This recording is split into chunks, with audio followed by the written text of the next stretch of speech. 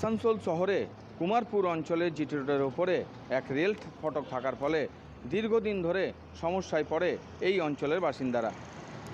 আর এই সমস্যা থেকে মুক্ত করতে এক রেলওয়ে ওভারব্রিজের ভাবনা চিন্তা করেছিল রেল মন্ত্রক।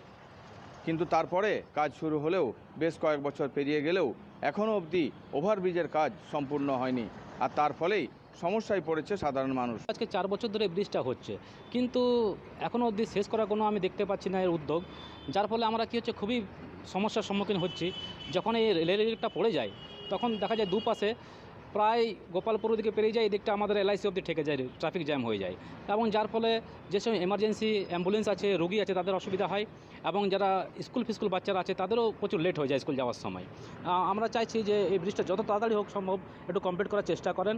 এই রেলওয়ের ওভারব্রিজের কাজ কবে সম্পূর্ণ হবে এই প্রশ্ন করলে আসানসোলের রেল ডিভিশনের ডিআরএম বক্তব্য যে কোনো এক টেকনিক্যাল কারণের জন্যই এই কাজের বিলম্ব, যদিও খুব শীঘ্রই সাধারণ মানুষের জন্য এই রেলওয়ে ওভারব্রিজ খুলে দেওয়া হবে।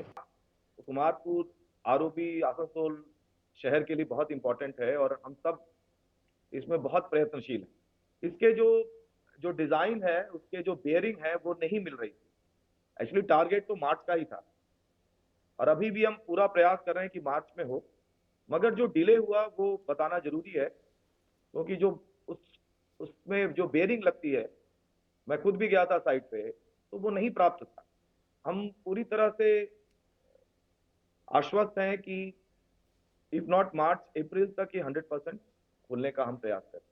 এই রেলওয়ে ওভারব্রিজের ওপরে কবে গাড়ি চলবে তা সময় বলবে। আমার শহর আসানসোল থেকে পবিত্র বন্দ্যোপাধ্যায়, কলকাতা টিভি।